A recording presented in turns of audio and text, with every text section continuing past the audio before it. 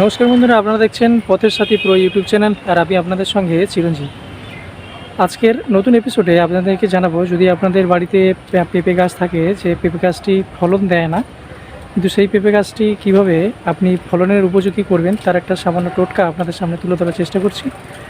যদি আপনাদের ভালো লাগে অবশ্যই আমার ভিডিওটা শেয়ার করবেন এবং প্রচুর পরিমাণে লাইক দেবেন, যাতে অন্যান্য বন্ধুরা, চাষি ভাইরা এই ভিডিওটি থেকে উপকৃত হয়। দেখতে পাচ্ছেন এটি একটি বড় পেঁপে গাছ। এটির ফলন এখনও পর্যন্ত হয়নি। কিছু যে ফুলগুলি রয়েছে সেই ফুলগুলি এখনও মানে পুরুষ ফুল, ফলে এই গাছটাতে তেমনভাবে পেঁপা হচ্ছে না। কিন্তু আমরা একটা টোটকার মাধ্যমে এই গাছকে ফলন আনার চেষ্টা করব। আপনারা দেখতে থাকুন কিভাবে আমরা এই টোটকাটা করছি। প্রথমে আপনি এই পেঁপে গাছটির একটি নির্দিষ্ট গোড়ার অংশটাকে দেখবেন এবং গোড়ার ঠিক মাঝামাঝি কিছুটা অংশ থেকে প্রায় 1-1.5 হাত উপরে আপনি একটি ধারালো ছুরি দিয়ে পেঁপে গাছটি মাঝ বরাবর একটি গর্ত করার সৃষ্টি করবেন, যাতে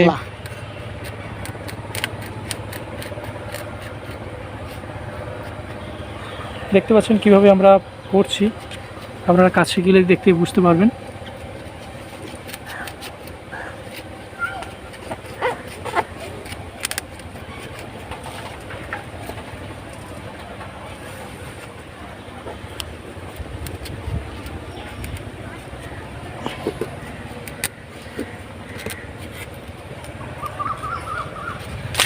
দেখুন এইভাবে বেরিয়ে যাবে আপনার নাইফটা একদম গাছের মাঝ বরাবর। আমরা একে পুরো নিচে কাটার চেষ্টা করছি, প্রায় এক চাকরের ওপরে। আপনারা খুব সহজে আপনারা এইভাবে কাজটি করে নিতে পারবেন। এটি একটি গ্রামীণ টোটকা।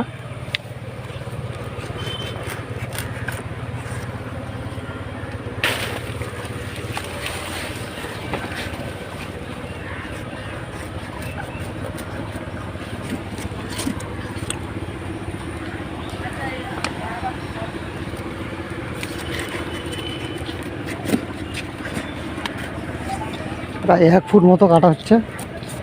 এই গাছটি আমরা যে কাটবো, মাঝ বরাবর যে ফাল করব, এটা প্রায় 1 ফুট করতে হবে।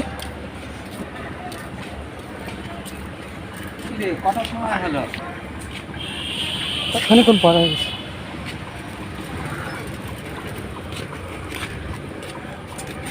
এটি একদিকে আমরা চেলা করে নিয়েছি, আর একদিকে আমরা ঠিক প্লাস চিহ্নের মতো ওটাকে আমরা কেটে ফেলবো।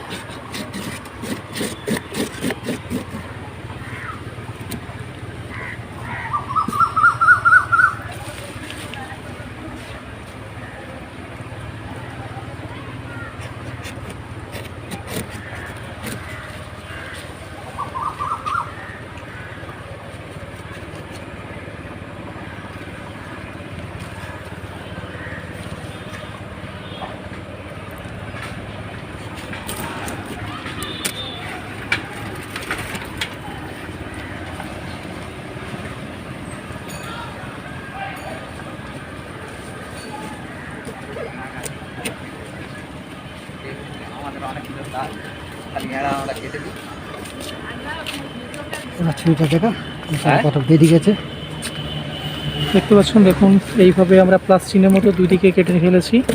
এই একটি কাটা, আর তার অপোজিটে প্লাস চিহ্নের মতো এটাকেও কেটে নিয়ে ফেলেছি আমরা, যাতে তার মাঝখানে যে অংশটি আছে প্রায় দেখতে পাচ্ছেন এটা 1 ফুটের মতো এই কাটা হয়ে গেছে। বন্ধ কর।